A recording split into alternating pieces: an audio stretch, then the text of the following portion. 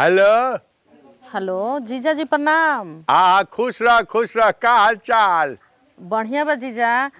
सुनी न आज एहे, एकरा से झगड़ा हो गईल तनी कहा सुनी हो गईल ढेर कहतनी न कि तोहार जीजा आवत रहन हाँ। आवत रहन तो कुछ लेके जब ना आइहन तो उनके पनियो ना देम भगा देम आ तरह से मिले ना देम। मैंने हम कुछ ना लेके आए तो पानियों न दिए भगा दिए। अरे हमरा के कुछो मत दे, हमरा ना चाहिए, खाली हमार साली चाहिए। साली के मुंह देख ले उतने में हमार जीवन तर जाई। ए जीजा है तो उ कहत रहन कि दुआरे पर ले भगा देब। कुछ दुआरे लेके पर से? हाँ कुछ लेके आइम न जीजा, कुछ ले आइम। हाँ तो ले ले अब कह न का बढ़िया लागेला। जीजा कुछ ले आइम। हाँ रौरा हमरा खातिर चल आइम ये काफी बाटे, लेकिन उनकरा के कुछ चाही, उनकरा के खातिर कुछ ले आइम। अच्छा ठीक बा, हम बानी नु। देखा हम बानी तू बाड़ू, हमनी के बस अतने बाटे मामला है। तरह के देख ले नु तो बुझ कि हम रसगुल्ला खा लेनी, तरह के देख लेनी। हाँ जीजा हम रौरा के देख लेनी तो बड़ा खुश हो जानी। हम आओ तनी हम ले आए। ठीक बा जीजा प्रणाम। खुश रह जीजा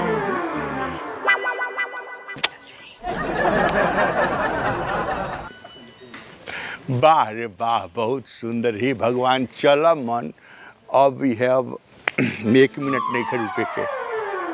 गोरर की पत्थर की रे अरे मारे गुललवा जिया राजरी जाए रे। गोड़वा उठाई जी तनी। का करे गोड़वा उठाई रे? आओ हटाई ना तनी। उठा ले, पहाड़ ना बेल पे गोड़वा ना। अरे उठता गोड़। गोरिया खेतवा के आने टने टने टने तनी है मुड़िया उठा ली।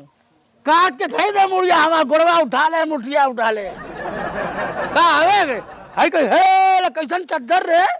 आज तक ते बताओ तनी पहले उठी है पिछवाड़ा उठाई अपन। देखो तो चप्पलवा ना हमारा घुस के हमारा खुद फेंक देबो।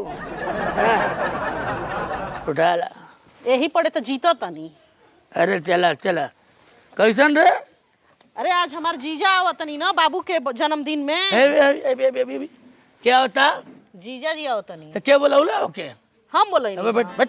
हां हम बोले का करे बोलौली है जे हमार ओकरे के यहां धान पे नाइ हम नाइ चाहिए ओकर मुंह देखल।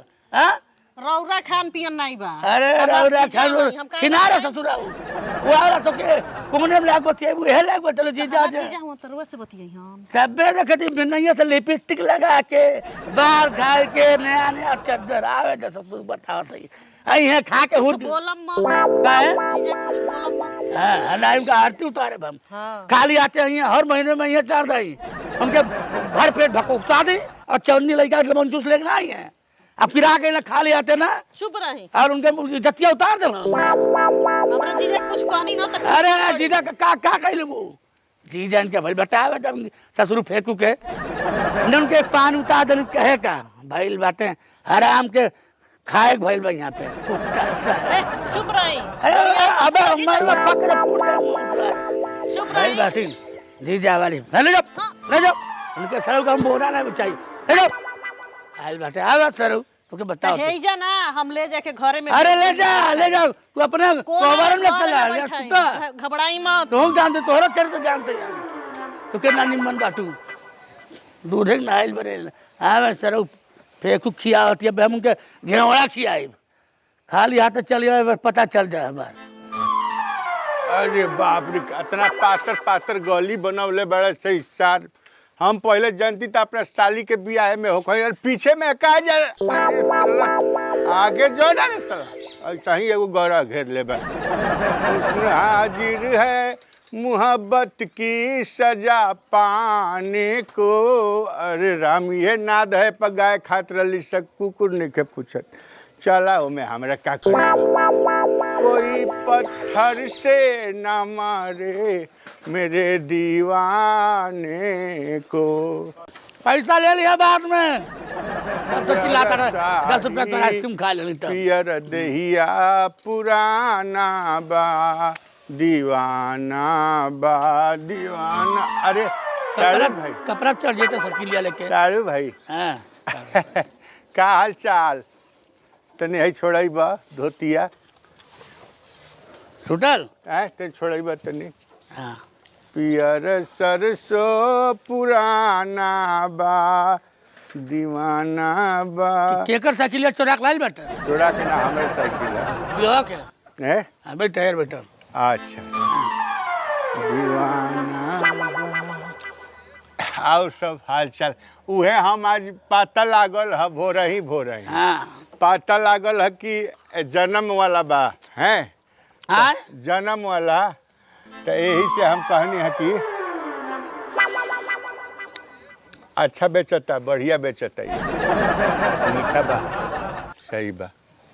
कुकुर हो गई बेटा तुम एकदम से अरे मर- खइगा हराम के तो दादा खरीद रहा ओके ए ते के गजब हाल बा मन हम हे कुकुर खान चाट लड़ा तनी मनी चाट कर लेनी है कि बुझाता कि तू एकदम एथिए बड़ा। मार दे तू काम देखल ना चाहिए फेंकू एक के? हटे तार कुकुरपन वाली आदत बा ना लड़का के बिस्कुट ले खा लेबा के केहू के सामान पे उठा ले खा लेबा देख एगो बात सुन लो हां आज जन्मदिन बे से हम आइयो गई है हां ना तो तहरा रहला भर में हमरा मन ना करे कि मने द्वार पर थूकी थूके का मन ना करे। तोरे कुकुर ने बिना बोलौले चली आवेला के चला ना अरे तुम चाटे चली आवेला ना और अब मलाई बर्फवा धो के दी फिर खइबा।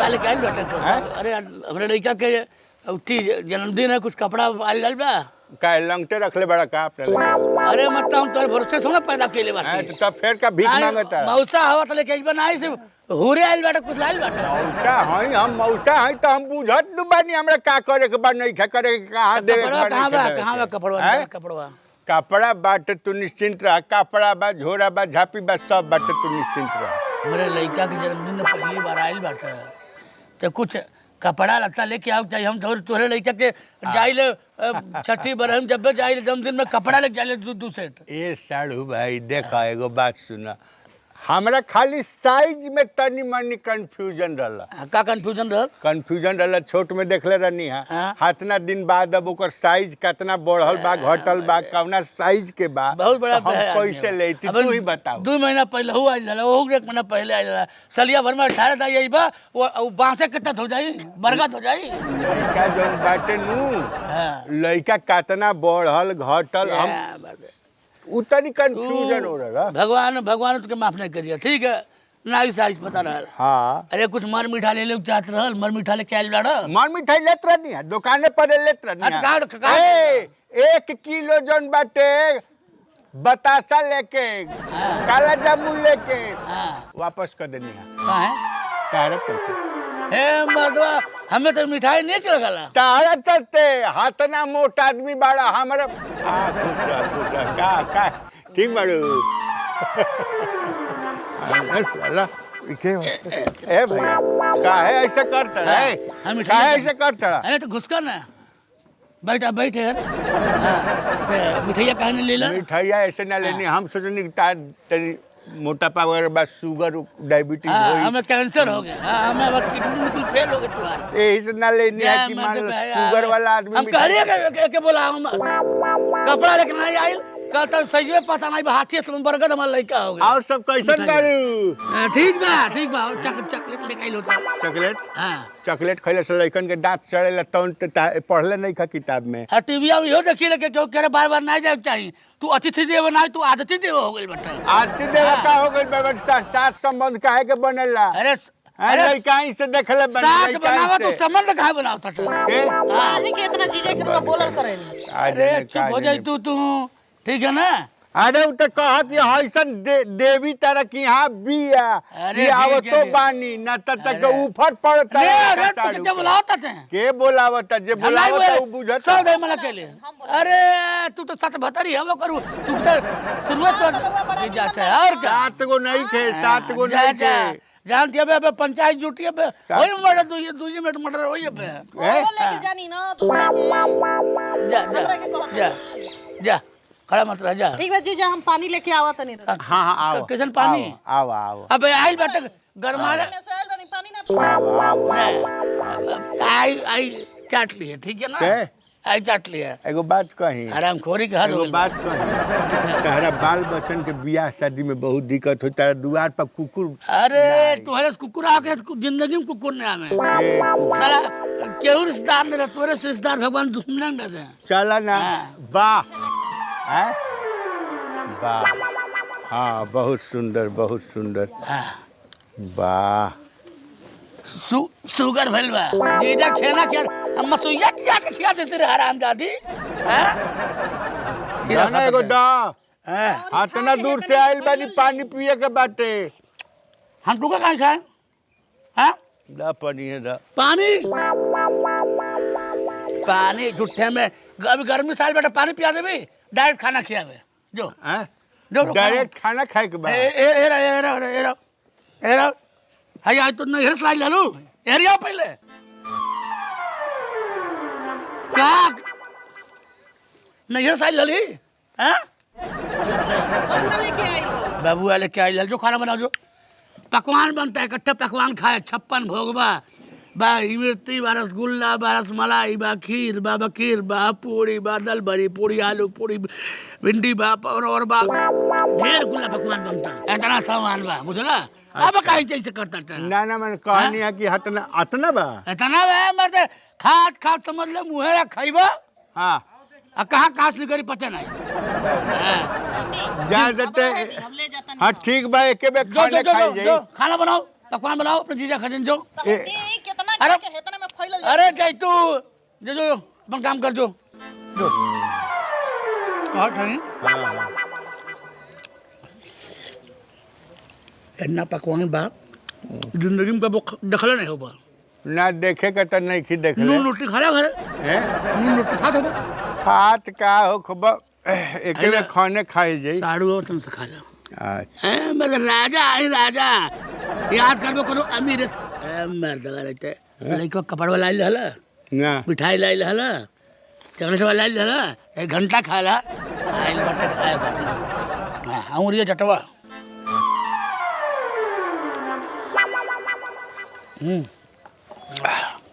अबे खाना ही खाए किबा हाँ खाना हम खाए खाना खाए ज्यादा जानता रह हाँ हम आई लेनू अपना साली के खाली देख ली लेनू हाँ तो खाना पीना 3 महीना के कोटा हमार फिट हो जाला। हम एके दे जाइब ना हम देखब नहीं सीधे उठा के ले चल जानता तारा के देख ली लेनू हाँ हैं हाँ तो 3 छटा खून जरियो जाला। अच्छा हाँ तो जरी जाता पूरा जर जाता 3 छटा खून में कहाँ जरा तू अब का हम कोई भगवान देखत है भगवान देखत है। तुम जो कर्म कैले बटा ना तो के इतना खाना बढ़िया खाना खियाई हम हाँ तो जिंदगी भर याद रख नहीं बढ़िया बटे अरे जग परोजे में तो बढ़िया खाना मिलबे और करेला। क्या ना बन गया रे हाँ जी हाँ बनाओ तनी बन गइल बा। अच्छा ठीक है बड़ा सुंदर एकदम सजावट उजावट भइल बा ना। और क्या सजावट भइल बा बहुत सुंदर लड़का के।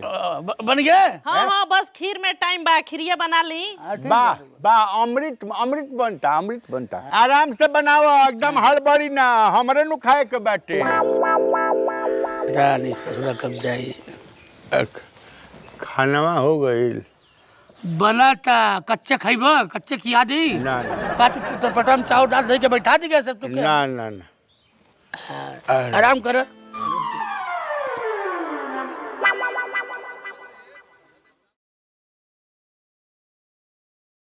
खानावा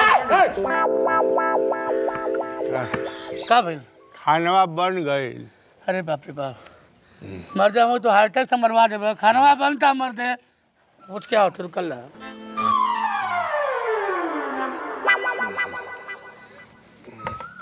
हाँ अरे बाप रे बाप अरे बाप हाँ बनता थोड़ा सा हाँ। वो मेवा और डाल के खिरिया मिलावल जाता ए? मेवा डाल के खिरिया मिलावल जाता अच्छा मने और कितना देर बस बस थोड़ी देर और अब तोहरो पारी आई खा लिया मतलब खखाइल बाटा का कई जन्म के बुखार बाटा का तुम ना टाइम पर भूख लगी है भूख लगल बाटे मर्द खा हाथ गोड़ खा ला हमरे मने हाथ ने कर का है बाबू खाना तो बहुत बढ़िया हाँ सही है अरे सब टॉप क्लास के यहाँ जो सबसे बड़ा सही जन्म सबसे बड़ा बनाने वाला खाना वही बुला के ला लिया हम खीर और तो क्या? पूछो मत हाँ। खीर एक नंबर के खीर खिरिया ना हाँ बढ़िया बहुत में बढ़िया चावल हुआ तो तू देवरिया से लाई लो लड़का ना हे मार दे घसरा बाजार से लाई लानी काला नमक रहल चलो ठीक बा लइका जुजू हाँ। दियो भाई हमार हाँ चल तनी घरे कई गो काम बा हाँ जो गच्चे रहो हाँ इन कुछ दला ना कि पिट पिट दला है का तू तो कहत रहा कि अभी बनले नहीं के मर्दवा ई खीर कितना अच्छा कहत है खीर बढ़िया खा के चल गई ए साड़ू भाई देखा हाँ। ये लोकल मने गांव के रहना है ये सब काम करे वाले पौनी पर जा रहना है अच्छा तू वीआईपी साड़ू आवा डेलक साहब मार दबा तू नहीं साड़ू तू लोकल हवा ना लोकल ना है हाँ ना वीआईपी हवा ना हाँ उन्हन के व्यवस्था अलग रहल अच्छा अलगे बनी हमनी के अलगे बनता तुहार अलग तुहार मतलब एक चाउर रहे तोरे खिरिया में एक एक चाउर ऐसे पर खाइबे तब जाके हाय से। और क्या देख के आओ साड़ू भाई रुकल रहा हाँ हाँ तन जल्दी अब हूब नहीं खे अब देह में हूब नहीं खे बाँचल अब हे भगवान हे भगवान अरे बाप रे बाप का फूटल हो अरे राम है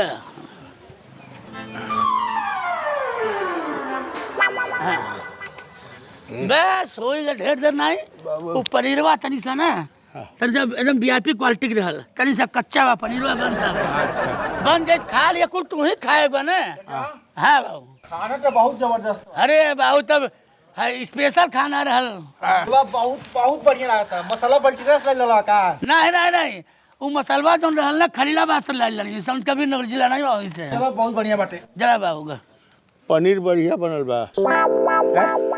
पनीर बढ़िया बनल बा अरे वो तो लोकल पनीर है तुहार पनीरवा वीआईपी वाला है ना सुना ना तुहार भेड़ा के दूध के पनीर है सुना ना हमरा के लोकल के खिया दे ए मार दे लोकल के तो एरू का कोनी पर जावा तो वीआईपी और साड़ू भाई हमार वीआईपी घंटा वीआईपी इज्जत किया ना हमें प्लान जाए ए मार दे रुका हम देख के आते फिर से मत कुकुर सियार खा कर चल जाता है जब तू बता कहता है कि क्या बनता है ना बनता है अरे मर्द तू वीआईपी में नहीं हो ना भगवान वीआईपी में नहीं खा बैठे मत बैठा रहता है एरू गरीब तो एरू गरीब नहीं हो ना तू करू नहीं हो तुहार वीआईपी खाना तो भेड़ा के दूध के ऊँट के दूध के तुहार पनीर बनता ए, पनीर रह के क्या करी जब हमार जीवे ना मर रहे गए खेले बना आधा घंटा लेट होता है ना रही जीव तक के खाई घी अरे पूछ क्या होता ए, है सुन रहा याद कर ला ठीक सुन बा। याद कर ला तारा तेरा ही ले आना है हम अरे तेरा ही याद में याद करना तो है तू खाए। के रही फेंकू हम देख क्या होता तेरा है तेरा ही में ना है अरे खाए। पहले देख क्या होता है साले ए जाड़ो भाई देखा है वो खानवा कुल बन गए रहल हाँ, ठीक है हाँ, हाँ देखा जो छोड़ दे ये लड़का आ रहल एक एक खतन कपड़ा वाला पोतल हमार हाँ नमस्ते न करे बेटे ठीक है नमस्ते न करे इनके खुश रह, हाँ खुश रह। कहते भाग जा मेरे घर से बोल दे भाग जा तो बोल देते भाग जाते बोल दे मत बोलिए बाबू मत जा, बोलिए मत बोलिए जा जो, घर में जा जो। अपने बाबूजी लगा मत सुना। हाँ खानवा कुल बन के धैल रहल तू हाँ हाँ का बता सड़वाइन एकदम संकोचे में रहलिन हाँ। खानवा जब बनत रहल तो खिरिया में बिलार मुद्दा है कुकुर जुठा दे का खानवा कुकुर जुठा का खा रे हाँ?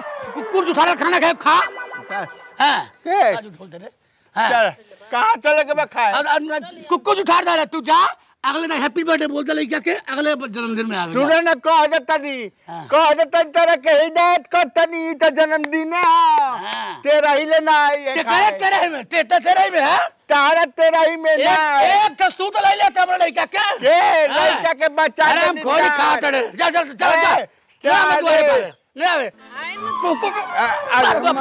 अब तू तुम्हारे बम अरे बटवारा हां सुना ना का बताओ सुना है ना का सुना हेलो हे आयो हेलो। हे बोले हो हां सुना साली तू जा हमारे घर आ मत चल भाग भाग से साली हाँ। घबरा मत हां प्यार में तूफान आवेला हाँ। हेलो हुस्न हाजिर है मोहब्बत की सजा पाने को हाँ। कोई पत्थर से न मारे मेरे दीवाने को अच्छा समय तो गणासा मुड़ी काट दे बिना पाटल गणासा से बैठ आज ले अपना कुकुर भाई निकाल ले कुकुर शेर हो जाएगा के भाग भाग से सुना ना कुत्ता साले। तू निश्चिंत रह हम निश्चिंत रह अरे मटर नहीं बाना ये बात तो तूफान अपन छोड़ अरे साला मारे मारे हाथ तू जा लड़का लैला कुछ हमरे के लड़का हम लैला तोरा तेरा ही में ला, ले ला, आया, ला, ला, तोरा ठीक है। तेरा ही में ले आया, तोरा तोरे तेरा ही साड़ू में। जो जा तेरा ही में ले आया, तोरा तोरा घबराओ तेरा मत ही में ते ले मर आया। जाई बरे तोर क्या थूक अरे दे मारा मैंने ऐसा उलाट तो चला उलाट ना। दे मुझसे। हाँ, चला, बदमाश भाग जा यहाँ से चल भाग जा यहाँ से हाँ हे भगवान हाँ तो नहीं अबे बेरा से ना खाना नहीं मिली बस हम बनाई ना तू के तो हमें बताओ थी हाँ ये जाले बाबा बाबा बाबा आवा चलो आवा तू के हम मारा गोली छितरा दीबा हमारे मेहरारू देखले के बहाना सरऊ आवेले खाए आवेले आवा हम तोरे तेरा ही भाई हराम खो